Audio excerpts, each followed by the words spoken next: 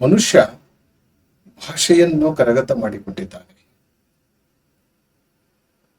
ಪ್ರಕೃತಿಯಲ್ಲಿನ ಬೇರಾವ ಪ್ರಾಣಿ, ಪಕ್ಷಿ, ಕ್ರಿಮಿ, ಕೀಟಗಳು ಕರಗತ ಮಾಡಿಕೊಳ್ಳದ ಬಹಳ ಸೂಕ್ಷ್ಮವಾದ, ಪ್ರಭಾವಿಯಾದ ಭಾಷೆಯನ್ನು ಮನುಷ್ಯ ಕರಗತ ಮಾಡಿಕೊಂಡಿದ್ದಾನೆ. ಆದರೆ ಈ ಭಾಷೆಯನ್ನು ಅವನು ಹೇಗೆ ಪ್ರಯೋಗಿಸುತ್ತಾನೆ ಎನ್ನುವುದು ಬಹಳ ಮಹತ್ವದ ಪ್ರಶ್ನೆ. ನಾವು ಆಡುವ ಮಾತುಗಳು ಅರ್ಥಗರ್ಭಿತವಾಗಿರಬೇಕು.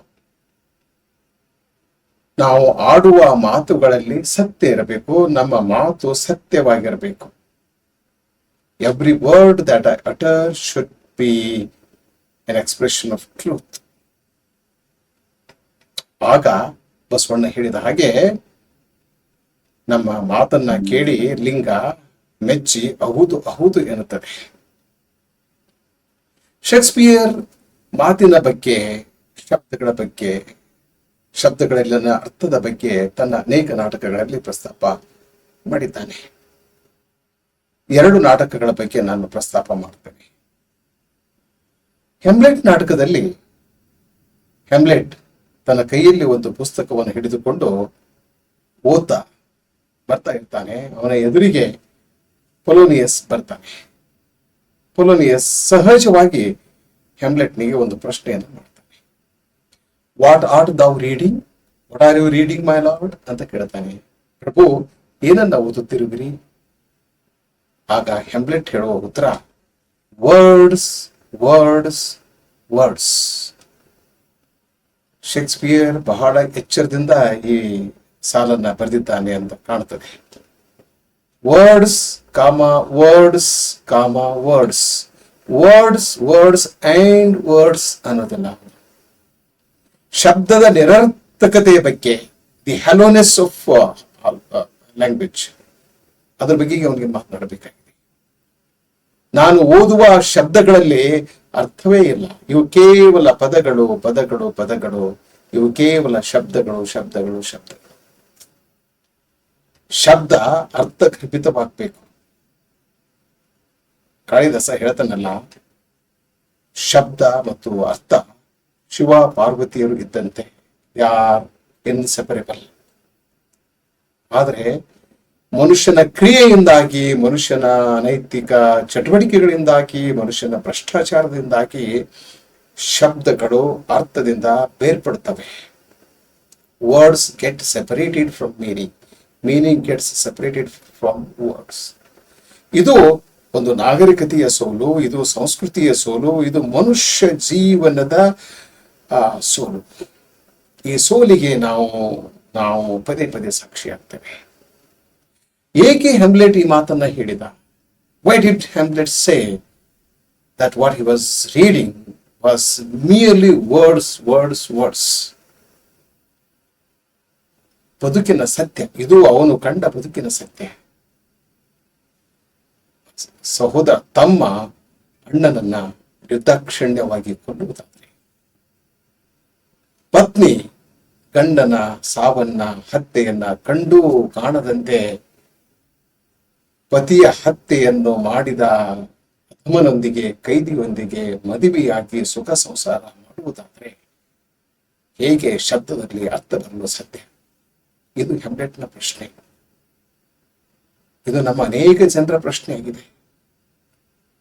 ಒಬ್ಬ ಗೆಳೆಯ ಬರ್ತಾನೆ, ಒಬ್ಬ ಮನುಷ್ಯ ಬರ್ತಾನೆ, ಹೇಳ್ತಾನೆ, ನಾನು ನಿನ್ನ ಗೆಳೆಯ, ನಿನ್ನ ಆತ್ಮೀಯ ಗೆಳೆಯ, ನಿನ್ನ ಒಲವಿನ ಗೆಳೆಯ, ನಿನ್ನ ಅಂತರಂಗದ ಗೆಳೆಯ, ನಿನ್ನ ಜೀವಸಖ, ನಿನ್ನ ಆತ್ಮಸಖ, ಹೀಗೆಲ್ಲ ಹೇಳುವ ಗೆಳೆಯ ಹಿಂದಿನಿಂದ ಬಂದು ಚೂರಿ ಹಾಕ್ತಾನೆ, ಎದೆಗೆ ಚೂರಿ ಹಾಕ್ತಾನೆ, ತೇಜೋವಧೆ ಮಾಡ್ತಾನೆ, ಮೋಸ ವಂಚನೆಯನ್ನು ಮಾಡ್ತಾನೆ. ಹೀಗಿರುವಾಗ ಶಬ್ದದಲ್ಲಿ ಅರ್ಥ ಬರುವುದಾದ್ರೂ ಹೀಗೆ. ಜೂಲಿಯಸ್ ಸೀಸರ್ ನಾಟಕದಲ್ಲಿ ಸೀಸರ್ನ ಬೆಳೆಯುತ್ತಿರುವ ಅಪಾರವಾದ ಅಗಾಧವಾದ ಜನಪ್ರೀತಿಯನ್ನು ಸಹಿಸದ ಅವನ ಸಹೋದ್ಯೋಗಿಗಳು ಅವನನ್ನ ಹತ್ಯೆ ಮಾಡುತ್ತಾರೆ. ಸೆನೆಟ್ನಲ್ಲಿ, ಪಾರ್ಲಿಮೆಂಟ್ನಲ್ಲಿ, ಶಾಸನ ಸಭೆಯಲ್ಲಿ ಅವನನ್ನ ಇರಿದು ಚುಚ್ಚಿ ಕೊಂದು ಹಾಕ್ತಾರೆ. ಅವನ ಎದೆಗೆ ಕೊನೆಗೆ ಚೂರಿ ಹಾಕುವವನು ಯಾರು ಅಂದ್ರೆ ಅವನ ಆತ್ಮೀಯ ಗೆಳೆಯ, ಅವನ ಪ್ರೀತಿಯ ಗೆಳೆಯ, the so called intellectual philosopher, Roman intellectual Brutus. ಆಗ ಸೀಸರ್ ಹೇಳ್ತಾನೆ, et tu Brute then fall Caesar. ನೀನು ಕೂಡ ನನ್ನ ಎದೆಗೆ ಚೂರಿ ಹಾಕ್ತಾ ಇದೀಯಾ, ನೀನು ಕೂಡ ನನ್ನ ಪಟ್ಟಿಗೆ ಇರಿತಾ ಇದೀಯಾ, ಹಾಗಾದ್ರೆ ಸೀಸರ್ ಸಾಯಲೇಬೇಕು. ದೆನ್ ಫಾಲ್ ಸೀಸರ್, ಸೀಸರ್ ಬೀಳಲೇಬೇಕು. ಈ ಮಾತನ್ನು ಹೇಳಿ ಅವನು ಸತ್ತು ಹೋಗ್ತಾನೆ. ಶೇಕ್ಸ್ಪಿಯರ್ನ ಟ್ರೈಲಸ್ ಅಂಡ್ ಕ್ರೆಸಿಡಾ ನಾಟಕದಲ್ಲಿ ಇಂಥದೇ ಒಂದು ಮಾತು ಬರ್ತದೆ. ಟ್ರೈಲಸ್ ಹೇಳುವ ಮಾತು, words mere words, no matter from the heart. ನೀನು ಆಡುವ ಮಾತು ಕೇವಲ ಶಬ್ದಗಳು ನಿನ್ನ ಹೃದಯದಿಂದ ಬಂದ ಭಾವನೆಯಲ್ಲ. ಟ್ರೈಲಸ್ ಕ್ರೆಸಿಡಾಳನ್ನ ಉದ್ದೇಶಿಸಿ ಮಾತನ್ನ ಹೇಳ್ತಾನೆ.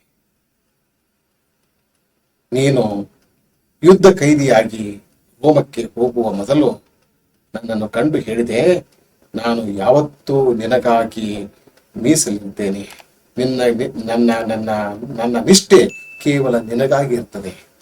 ಆದರೆ ನೀನು ರೋಮಿಗೆ ಹೋದ್ಮೇಲೆ ಇನ್ನೊಬ್ಬರನ್ನ ಪ್ರೀತಿಸಿದೆ.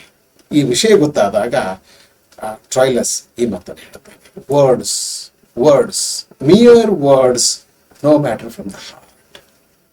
ಇದು ನನ್ನ ಅನುಭವ, ನಿಮ್ಮ ಅನುಭವ, ಇದು ಅನೇಕ ಜನರ ಅನುಭವ. ನಾವು ಮನುಷ್ಯರು ಮಾತನಾಡುತ್ತೇವೆ, ಪ್ರಭಾವಿಯಾಗಿ ಮಾತನಾಡುತ್ತೇವೆ, ಮನ ಮುಟ್ಟುವಂತೆ ಮಾತನಾಡುತ್ತೇವೆ, ಮನ ತಾಕುವಂತೆ ಮಾತನಾಡುತ್ತೇವೆ, ಮನ ಕರಗುವಂತೆ ಮಾತನಾಡುತ್ತೇವೆ, ಮನದಟ್ಟಾಗುವಂತೆ ಮಾತನಾಡುತ್ತೇವೆ. ಆದರೆ ಪ್ರಶ್ನೆ ಏನಂದ್ರೆ, ನಾವು ಸತ್ಯವನ್ನು ಮಾತನಾಡುತ್ತೇವೆಯೇ? ನಮ್ಮ ಮಾತು ಅರ್ಥಗರ್ಭಿತವಾಗಿರುತ್ತದೆ. ನುಡಿದರೆ ಮುತ್ತಿನ ಹಾರದಂತಿರಬೇಕು, ನುಡಿದರೆ ಸ್ಫಟಿಕದ ಶಲಾಕೆಯಂತಿರಬೇಕು, ನುಡಿದರೆ ಲಿಂಗ ಮೆಚ್ಚಿ ಹೌದು ಎನ್ನಬೇಕು ಎಂದು ಬಸವಣ್ಣ ಹೇಳ್ತಾನಲ್ಲ, ಆ ರೀತಿಯ ನುಡಿಯನ್ನ ನಾವು ನುಡಿಯುತ್ತೇವೆ. ನಾವು ಮನುಷ್ಯರು ಬೇರೆಯವರ ಕಡೆಗೆ ಬೆರಳನ್ನ ತೋರಿಸ್ತೇವೆ. ನಾವು ಬೇರೆಯವರ ತಪ್ಪುಗಳನ್ನ ಎತ್ತಿ ತೋರಿಸುತ್ತೇವೆ. ನಾವು ಬೇರೆಯವರ ವ್ಯಕ್ತಿತ್ವದಲ್ಲಿನ ದೋಷಗಳನ್ನು ಗುರುತಿಸುತ್ತೇವೆ. ಆದರೆ ನಾವು ನಮ್ಮ ವ್ಯಕ್ತಿತ್ವದಲ್ಲಿನ ದೋಷಗಳನ್ನು ಗುರುತಿಸಿಕೊಳ್ಳುವುದಿಲ್ಲ, ನಮ್ಮ ಆತ್ಮಾವಲೋಕನ ಮಾಡುವುದಿಲ್ಲ, ನಮ್ಮ ಆತ್ಮ ಪರೀಕ್ಷೆಯನ್ನು ನಾವು ಮಾಡಿಕೊಳ್ಳುವುದಿಲ್ಲ. ಹೀಗಾಗಿ ನಾವು ಭ್ರಮೆಯಲ್ಲೇ ಇರುತ್ತೇವೆ, ಸುಳ್ಳುಗಳನ್ನು ಹೇಳುತ್ತೇವೆ. ಸುಳ್ಳಿನ ಹಾಸಿಗೆಯ ಮೇಲೆ ಮಲಗಿ ಸುಳ್ಳಿನ ಚಾದರ್ ರಗ್ಗನ್ನ ಹೊತ್ತುಕೊಂಡು ನಾವು ಮಲ್ತಾ ಇದ್ದೇವೆ.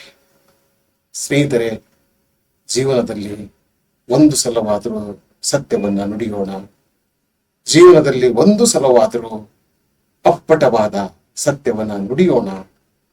ಆಗ ಕೂಡಲ ಸಂಗಮ ದೇವ, ಗುಹೇಶ್ವರ ಪರಮಾತ್ಮ, ಶ್ರೀಕೃಷ್ಣ ಪರಮಾತ್ಮ, ಶ್ರೀರಾಮಚಂದ್ರ, ಎಲ್ಲಾ ದೇವರುಗಳು ನಮ್ಮ ನುಡಿಯನ್ನ ಮೆಚ್ಚಿ ಹೌದು ಎಂದು ಹೇಳಬೇಕು.